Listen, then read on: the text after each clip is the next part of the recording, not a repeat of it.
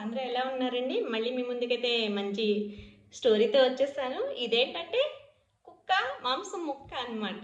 ఏంటి వెరైటీగా ఉందనుకుంటున్నారా? కథ కూడా చాలా ఇంట్రెస్టింగ్‌గా ఉంటుందండి. అనగనగా ఒక ఊరిలో ఒక కుక్క ఉంటుందనమాట.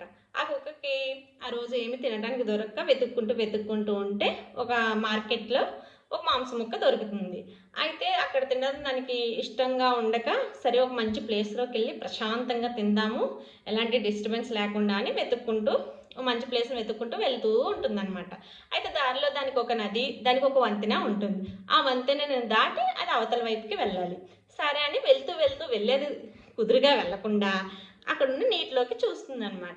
చూస్తే సేమ్ దానిలాగే నోట్లో మాంసం ముక్కున్న ఒక కుక్క కనిపిస్తుందనమాట. దాన్ని చూడగానే ఈ కుక్కకి చాలా ఆశ పుడుతుందనమాట. అబ్బా! నా మాంసం ముక్క కన్నా దాని మాంసం ముక్క చాలా పెద్దగా ఉంది.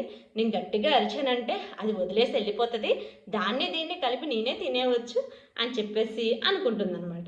అనుకున్నది తడువుగా భౌ అని గట్టిగా అరుస్తది. అరిస్తే దానికి అవతల నుంచి ఏ రిప్లై వినిపించదు కానీ ఏదో ఒకటి జారి పడినట్టు సౌండ్ అయితే వినిపిస్తుంది. ఏంటా అని చూసేసరికి దాని నోట్లో ఉన్న మాంసం ముక్క నీటిలో పడిపోతుందనమాట.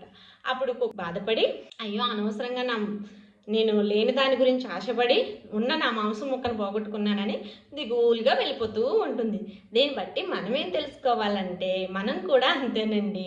లేని దాని గురించి ఆశపడితే ఉన్నది కూడా పోతుంది. సో మన జీవితంలో కూడా అంతేనండి. ఎక్కడో ఏదో ఉందని చెప్పి మనకున్న ఆనందాల్ని మనం దూరం చేసుకోకూడదు.